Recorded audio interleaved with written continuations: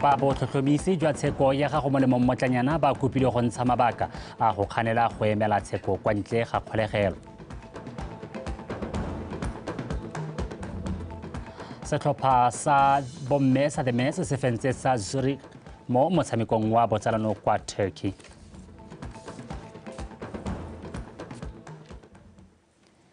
Tsebiso sekolo ke yore nlang ka puo ya diatla mo thetsong ka mogela ga bodi amogele mo pegong ya ntlha le kgotla le tsamaisang ditlhopho la IEC le phaketse le simolodisitse ikwadisetso ditlhopho ya tlaleletso ikwadiso e dirwa kwa diofising tsa balaodi go ralla lefatshe leno.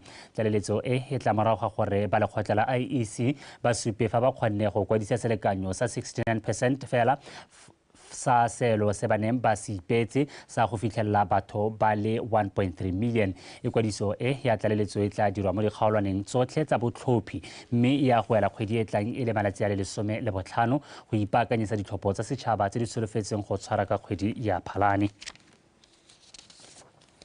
Makastrata wa kgotladitsheko ya Broadhurst go ratile Moremi Ramakoloi o laotse ba bosekisi go netefatsa fa motlhotlhomisi wa tsheko e mo go ene go molemo mmotlanyana a lebisitswe molato wa polao go tla fa pele ga lekgotla go ntsha mabaka a gore keng ba kganela mosekisi wa go emela tsheko ya gagwe kwa ntle ga kgolegelo.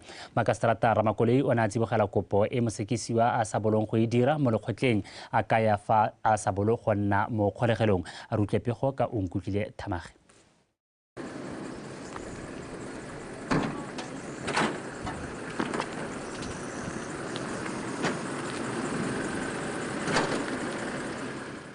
Go molemo mmotlanyana o setse a na le lobaka la dikgwedi di ka tshwara bofera bongwe a ntse a tshegeditswe mo kgolegelong a sena go bolaya mosadi wa gagwe fa pele ga bana ba bone ko lefelong la itshidilo maikutlo mo ngwageng o fetileng. Mmotlanyana yo ba bosekisi ba kganetseng kopo ya gagwe ya ntlha ya go letela tsheko e kwa ntle ga kgolegelo o na tsenya dikopo tse dingwe ya bobedi la boraro mo go Makastrata go ratile Moremi Ramakoloi a ka fa batla go kopana le bana ba gagwe go ba gomotsa. Ba bosekisi ba ntse ba tswelela ka go nna kgatlhanong le kopo eo ba ka fa mosekisiwa a le boreng mo matshelong a bana ba gagwe ga mmogo le basupi ba puso mme o ka se kopane le setšhaba mo nakong e khutshwane. Mosong ono lekgotla le solofetse fa motlhotlhomisi wa kgang e a tla bo a tsile go fa lekgotla pego ka maduo a ditlhomiso tse ba kaetseng lekgotla fa di wetse le go ntsha mabaka a e manokeng go gana gore mmotlanyana o ka emela tsheko ko ntle ga kgolegelo.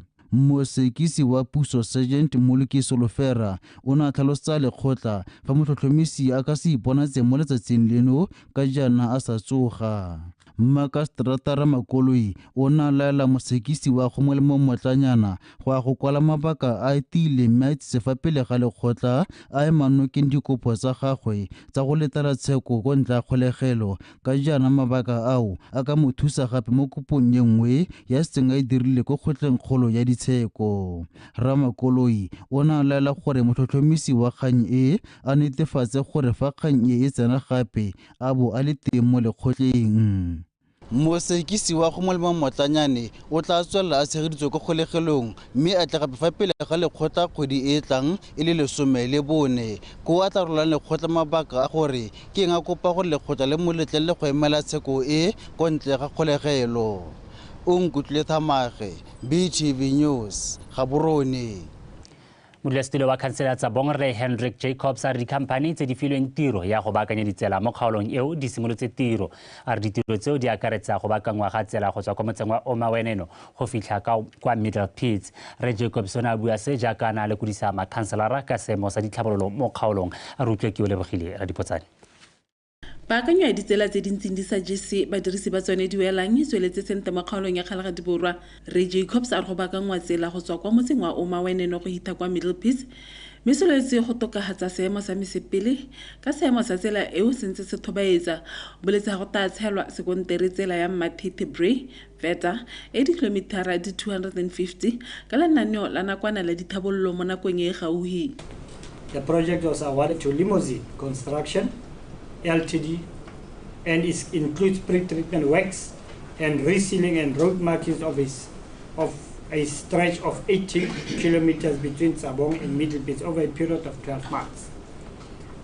Tiro ya go baakanya tsela tsa mo Middle Pits e hilwe company ya Limousine Construction haya tsa bo McCarthy e hilwe company ya Ultimate Dream to Ultimate Dream at a tender of 18 million.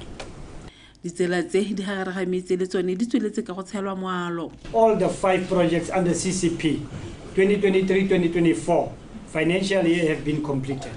Re kgonne go etsa moalo wa ditsela di le 5 mo metseng e harologanyeng re dirisa madi a hiwang ofisi ya mo palamente. Started and are planned to be completed by March 2024. Ntse le ka dithabololo tsa kgaolo Re Jacobs o boletse ga kago ya sepatala mo tsabo e ta simolola mo bogautshwaneng a supa ga company ya NAKO Consulting Engineers and Planners SA ilone e ta bonyo ka metsi kago ya sone ke o lebogile ra dipotsane BOTSWANA Television tsabong. mokwaledi wa lekgotla la ka boditsha la go tawana Re Dothozo Tabengwa a re ba solofela go aba ditsha tse dišwa mo bogaufing o buile se kwa moletlong wa kabodimpho kwa Maung go lemoga ba ba dirang ka botlhaga mo tirong mme a tlhalosa fa ba solofela gore kopo ya bone ya moalo wa lefatshe ya atlege ka yone he go sa ntshiamelo ya go abela baikopedi ditsha a rutlwe Maranyane Samakata. Go ya ka palo batho ya lefatshe leno ya ngwaga wa 2022 motse wa Maung ke wa bobedi o mogolo ebile o go laka lebelo le le kwa godimo ba ka boditsha ya go tawana ba supa fa ba tsweletse ka go amogela dikopo tsa peo ya lefatshe mme ba re ba solofela fa ba tla ba batho mo bogaufing mme ba ga mo batla ke heta ka ona ka bona kwetse Maung development plan re lebile gore ta approve yana gore re neele ditsha tse ileng gore re tshwana gore re address the waiting list ya tawana land board e leng gore mo Maung village is 27,000 mme ditsha di ntse mo planeng ha ya approve wa hela re tabo re thuthuntsha betso monongwaga moletlo wa ka bodimpho o no rulagantswe ka setlhogo se se reng go ipelela bomantswetswedi ba katlego se ile maikaelelo a go rotloetsa bodiredi go tokafatsa boleng jwa tiro ya bone maikaelelo e le go khotsofatsa setšhaba se se tlhokang ditirelo tsa lefatshe Khosi Moremi wa bobedi o ba rotloetsa go tswelela ka maitlamo ao. I'm standing here today encouraging our leaders in different establishments to always value, recognize and reward good performance of their employees, as in return they shall be rewarded with loyal and resilient employees that drive organizational work ethics, values and culture. An employee is an asset to any organization. Bafenyi ba ka ya fa ba berekile ka natla. I think what made it different, I'm very inquisitive. I ask a lot of questions. I believe that no man is an island. I didn't know anything when I walked into that office, so it was completely a teamwork performance. It was a teamwork effort that eventually led me to having this award this moment. Ke a lebella mo lephateng gore go diragalang ga ke bona customer ka ya tender ke tsena mo office ke tsena ko reception especially bagolo ke a ba botsa gore go diragalang a ba re no ba sala ba eme ga itse ba bone dithuso ke a ko office ke a go bitsa d'officer tsontse gore di ba thuse di a ba thusa di ba nela thuso e maleba mo nako e khutshwane lekgotla la ka boditsha le solofetsa fa ditlankana tse di sha tse di tlhabolotsweng tsa motse wa Maung di tla bonala ka kgodi ya motsheganong ngwaga ono. Maranyane Samakata, BTV News, Maung. Sekolo se se botlana sa bakgatla kwa motseng wa Moshopa sa amogetse dimpho tse di ka lopang madi a kanang ka dikete di makgolo a mararo 3,000 pula. Dimpho tseo di akaretsa motšhini o gatisang meriti melora e tlhapang ga mmogo le madi a tla dirisiwang go rotloetsa motshameko wa dithuto. Mo palamente wa kgaolo eo ya Moshopa Manyana Re Karabogare wa kgotse seo a re ke kgato e tla thusang go tlhabolola thuto a rutlwe dintlha ka Kisogofetse Makwinja.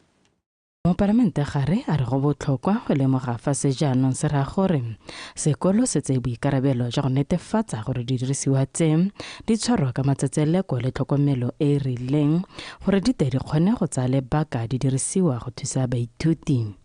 Go gongwe tla re la bayana re se ke re leboge mo go lekaneng ka mantswe le ka ditiro re se ke re leboge mo go lekaneng mme kopame gore se ka le kgobega marapo lo itse gore lo direla lo aga tšhaba e ka reng ka moso e re etelete le hatsele pele e se ka le kgobega marapo mme bile ke lo kopa gore e se ka la hela mo Moshopa le hetelele gape ko pele. ba tlatsa mo godimo ga tiro e mogolwane wa lephata la thuto la kgaolo ya borwa re Acronius Maseko o galaleditse se a bo a kopa dikolo tsa kgaolo ya gagwe go tswelela dintsha maduo a itumedisang ngwaga le ngwaga go itse go swabisa maiteko a tshwana le a ke na le tsholofelo ya gore 81.7% wa bakgatlao ga a lekana ga gona sepe se re tla se amogelang se le less than 90% mo ngwageng o ga o hela ka gore ga lena boipato ra go dira sengwe le sengwe ra go le supporta gore le ene mo parlamente a itumele le bone bo ra dithutu ba rona ba re ne re tswa ko sekweleng sele we have made an impact kana se se tona ke gore a mme se le se dirileng kwano se tla le thusa le go tla mo ga rona mo ba gaetsho ke dio tse eleng gore re nna re dira re le ba makgotla one a dithutu ga se ba kgatlagela setse kile ra tsena le go kgotsing ngwaganyana tse di ga morago thale ba bangwe le bone kile ba tla kwano ba thusa ka mogone ba thusa teng ba thusa bane ba thusa ha no rena le bana ba le 871 basimane ba 448 basetsana ba 423 re sekwele se re tshabelwang thata ke go nna re hiwanyana dimpho ka re na le bana ba bona le bogole jaanong dio tseo ke dimphoela tsenong ra di lebogela ra di itumelela go reela gore a re maduo a ye go godimo a supe gore re hilwe le ba ba re hileng ba tla ba itumele mo parlamente na fa sekao ka ene a tlhalosa fa le ena dirile dithuto tsa gagwe tse di potana mo sekolong se ka jalo a kgothatsa batsadi go tshwaraganela thuto ya bana ba bone le barutabana go ba betlela isago e molemo le go bantsha mo mebileng ka go ba ruta botlhokwa jwa thuto mo bokamosong jwa bone ke se go fetse Makwinja BTV News Moshopa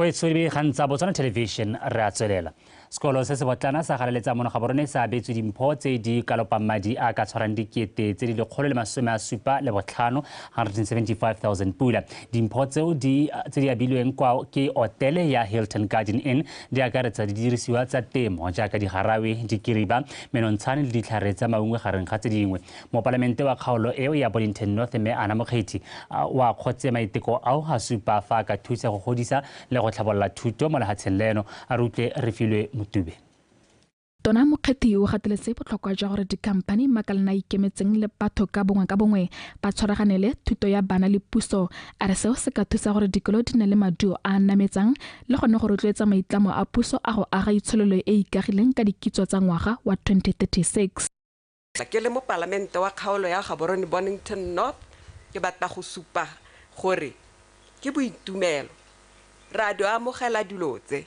it goes hand in hand with the aspirations tse rona re na leng tsone. Hillington today is handing over 3 projects but before then they had always been in Galaletsang since October 2023. They started with the repairing of doors, broken windows. They have also gone to the extent of maintaining our toilets, even giving us stationery. Mo godimo ga dimpho tse di abilweng matlo a borutelo le bella metshameko matlwana a boitumelo ga mmogo le tshingwana ya merogo mo sekolong se di ne tsa tlhabolola go se dira lefelo le siametseng go ka rutela bana ba sekolo. And thank you to Galaletsang Primary School to having like a warm heart as well, to allowing us. They could easily say no, we're fine. But as the minister has highlighted already, I think it takes a community, right? We all help each other. We're here to brighten Galaletsang today. So we are really grateful to be here. Re simolla ko baneng gore re go sekono re be re bone bana gore re wa ithata e be re bona ka bana mme le supilese le re tsetse tsotle ka gore ke tsone tse leng gore di dira le tsone environmental health. Botsalano magareng ga bobedi jo bo simologileng go gola jaaka hotel ya Hilton Garden Inn ene ya tsa boikarabelo go busetsa le go direla setšhaba se e direla mo go sone mme go solofetswe gore bo tswelele le mo dingwageng tse di tlang.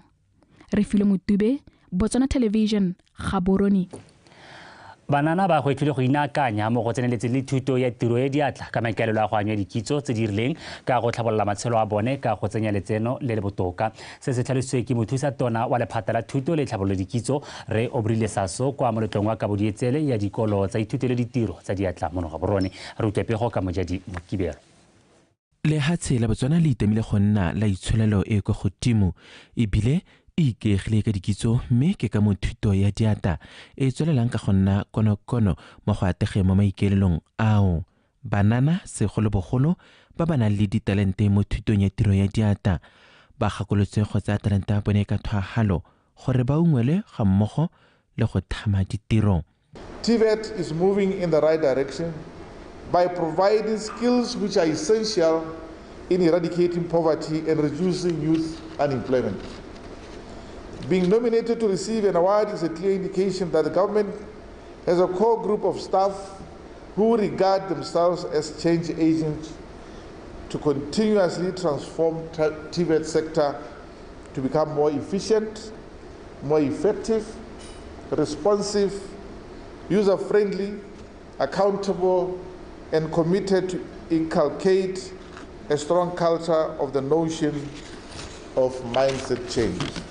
Ba ba gapileng dietsele ba supa boitumelo ba tlhalosa ga lorato le le tseneletseng mo tirong e le pilara go atega mo go tsotlhe. I'm driven by passion.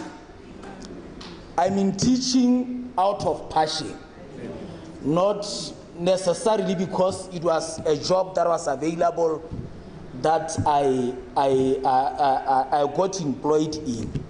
I would like to thank all of you here for trusting in me and giving me this award. Kiri Babangwe, like the intent who have been taking this, just keep it up. You will end up where I am. Puso e tswelela ka go itama go thaballa mealo yotlhe mo thutong ya tiro ya diata. We further need to draw lessons from the reset agenda, which is a commitment to recalibrate strategies, leverage opportunities, and harness our potential as a country to reach a high income status by 2036. Go hetola dikakanyo mo thutong ya tiro ya diata go tlhaloswa e le konokono mo go hetoleng megopolo ya bontsi jwa batho go itse ga tiro ya diata e le botlhokwa mo dinakong tsa segompieno go thabolola matshelo a bone le ba malapa a bone ga mmogo le go godisa itsholelo ya lehatshe leno. Mojadi Mokibelo, BOTSWANA Television, Gaborone. Ba ne ba kgotla ya Oldidisana kwa Maung ba kgoletswe tshwetso e ba itsereng ya go tlhopha motho wa mme Catherine Matlhare go nna ene kgosana ya bone ya tetlano. Mothusa kgosi kgolo ya Batawana mme ke ya Letile Moremi a re ba ne ba tlhophile mme yo wa Motia yo a nang le maitemogelo a boeteledipele a re se se supa ga ba lemoga seabe sa bomme mo go ageng setšhaba. A re utlwe Maranyane Samakata. E ne le boitumelo jo bogolo jaaka mme Matlhare a na tsena semmuso mo ofising ya gagwe e le kgosana ya tetlano ya mo Oldisana. Mme ke a Letile Moremi a re gana pelaelo ya gore mme Matlhare o na le bokgoni jwa go dira tiro ya gagwe e a tlhophetsweng go e dira. E ne e le teachera e le mogokgo wa sekolo. Tiro eo ke tiro ya boikarabelo tshwanang hela le bogosi e le tiro ya boikarabelo. Yaanong ke sologela gore o tla bopa morahi wa Disaneng a ba direla ka lorato. Mme Matlhare o setse a simolotse tiro ya gagwe ya reng e tsamaya sentle. Ke kopile ba bidise gore ka lepe la malatsi ke seka ka thoka motakase. Mabaka a me e le gore yo mongwe o tla a huhutse ha ta go bega ha o mo bothoko jo e le gore o thoka sedihatsi ruri. Jaanong ha ba tsena mo ke bona gore o ka re gantse go buiwa ba go bula ke tobetsang le o be ke re ke tobeletsa wena ke ra ga ke e khone motho a modimo ta ba khula be re buisana kana nna ke ba bolela go nna kana ke a letanya hela ga ke sekisi. Hey, o itse gore ke a rata tota modimo nketela pele batho ba modimo bangwe ba tswa ba itumetse ba sa itse gore ba ka reng. banni ba re letsatsi le ba file tsholofelo ya gore matsholo a bone a tla fetoga.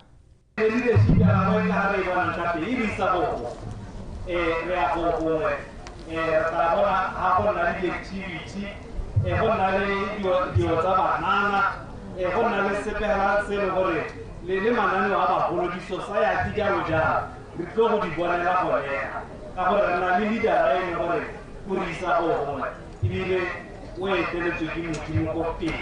Le fa go le jalo tiro ya boeteledipele e tla le dikgwetlho. wa go kopana le rona re harologane mme ebile re goroga gonega ka dikakanyo le mewa le maikutlo a harologaneng ga go ye go tshwana le ga ba itse gore kana promotion ke e bona gonega ha gona promotion ha e ba e bona ha bana go rapela hale le hale ba go tahela ba thamaletse but your experience in leadership must come on board.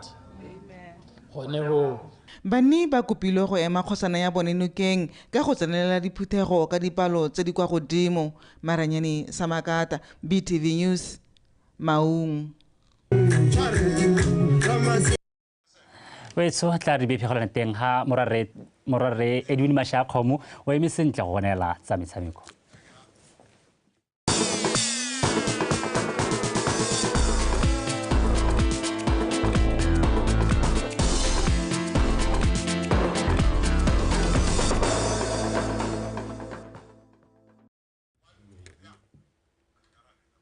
Tla ke go leboge o lebile motho madume dumela le potlapotla le ja pudi mo dikologa o ja kgomo ya tona a re gate re gatoga fa ya pele ga dileng teng ka tsa metshameko ke Edwin Mashakgomo me tsone tsa re setlhopha sa setšhaba sa bomme sa the mess se letse se bone phenyo ya dino tse pedi go lefela kgatlhanong le sa Switzerland sa FC Zurich mo motshamekong wa bone wa ntlha wa botsalano kwa toropong ya Antalya kwa Turkey. Dino tseo di nositswe ke no di matlhasela le laone moloi a re utlwe thapelo banda ka pego.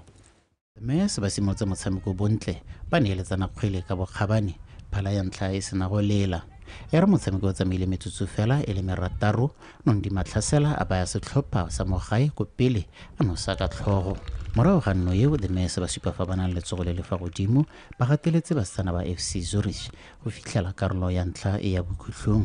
Karolo ya ntlha ya go ikhwitsa makgarebe a monogae ba eteletse ka nno go lefela. Mo karolong ya bobedi Mokatisi Malete a dira diphetogo di le mmalwa go lekeletsa batshameki ba bangwe ba bašwa mme seo sa tswa maduo ba supa fa ba na le maikaelelo a go ya le setlhopha kwa Morocco ba tshameka mo go nametsang.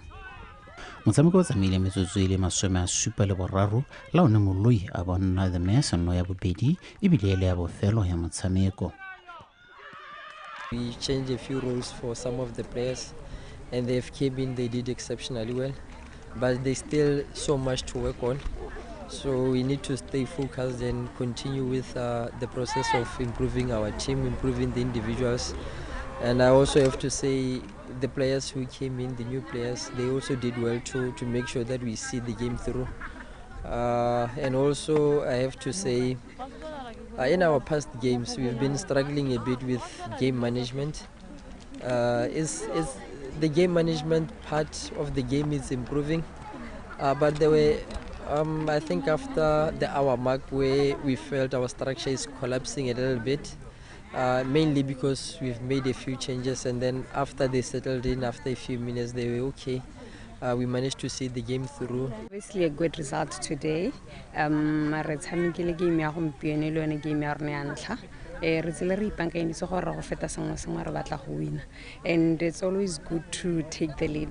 It's never easy to trail, and ke se ne re se ikemiseditse sa la ka re gorile game le gone simologang. The girls gave a really good fight and obviously we took a lot from today's game. Re na re tshameka le team e leng gore they are very organized, tactically they are very good and very disciplined. So there is a lot that we took from today's game. Ka ha e leng gore ba ne ba ipankantse ka temo game ke dilo tse e leng gore tlo go tsamaya re di ithuta go ya ko pele.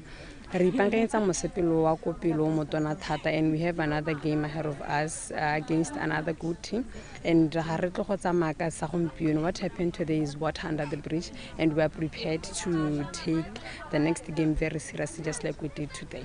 Setlhopha se se tla tswa se tswelela ka ikatiso ya bone ka moso jaaka ba tla bo ba itlhokoletsa go lebagana le Russia ka la bobedi. Thapelo Panda, BTV Sport, Ntalia, Turkey.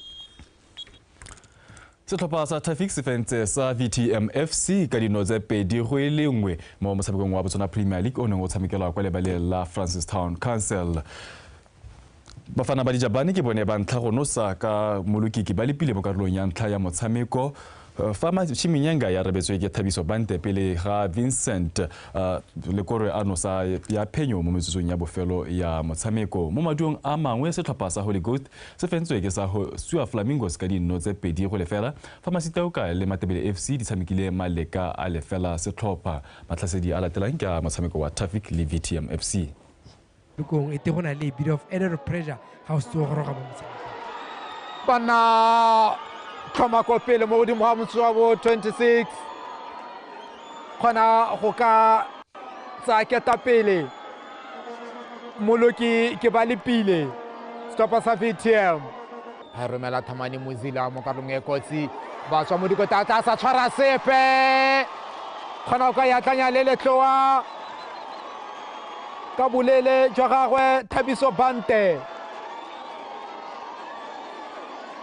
tsosa ba ba neng ba robetse ba latedi ba ba ka kwano ba Traffic dira jalo 1 Traffic 1 VTM fela mo nakong ya tlaleletso mo motsotsong wa 46 khona go ka feta ka bana ba le babedi kgwelentle ba ya tlanya le letloa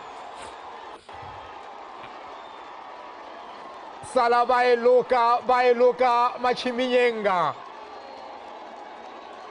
bola kubatu motshameko no le bokete, but I'm happy gore re nne that fighting spirit because we're able to come from a goal down to eventually win the game 2-1. The strength is not going to work with the mental strength because we believe that it's not yet over until the referee blows his final whistle. We have dropped points, which is not okay for us as well, but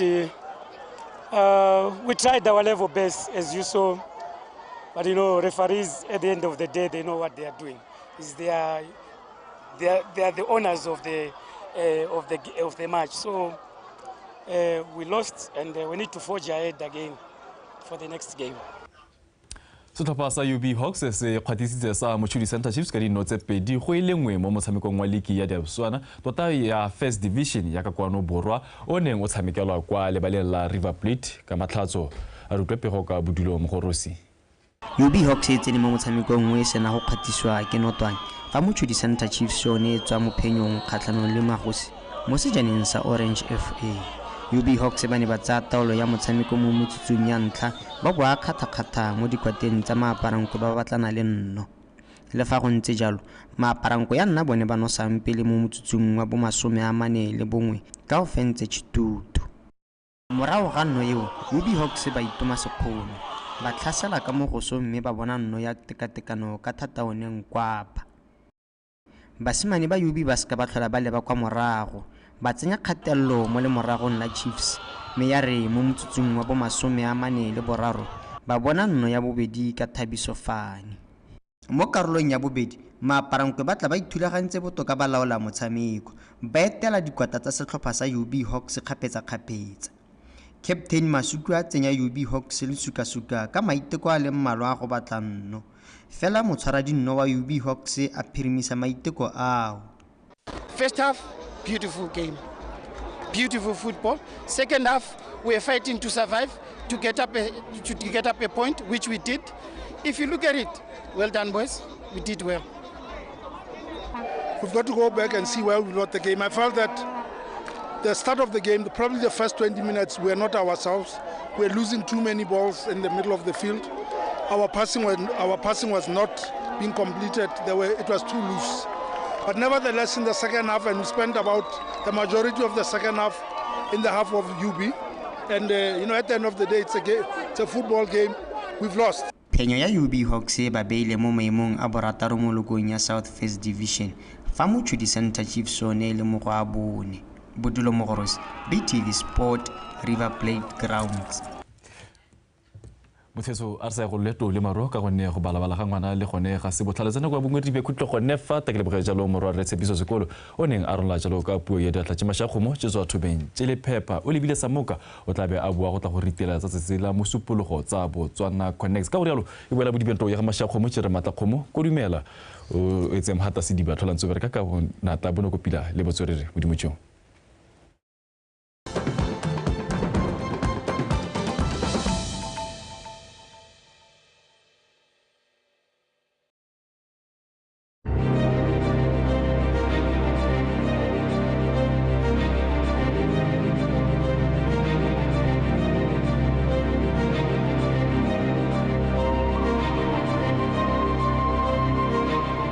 Project ya the Panama Tango Silos project. It's a collaboration effort between SETSWANA le ba BOTSWANA Agriculture Marketing Board. Ya ka o itse gore ke bona ba e leng gore ba le baganya le kgwetho ya gore ba re batele dijo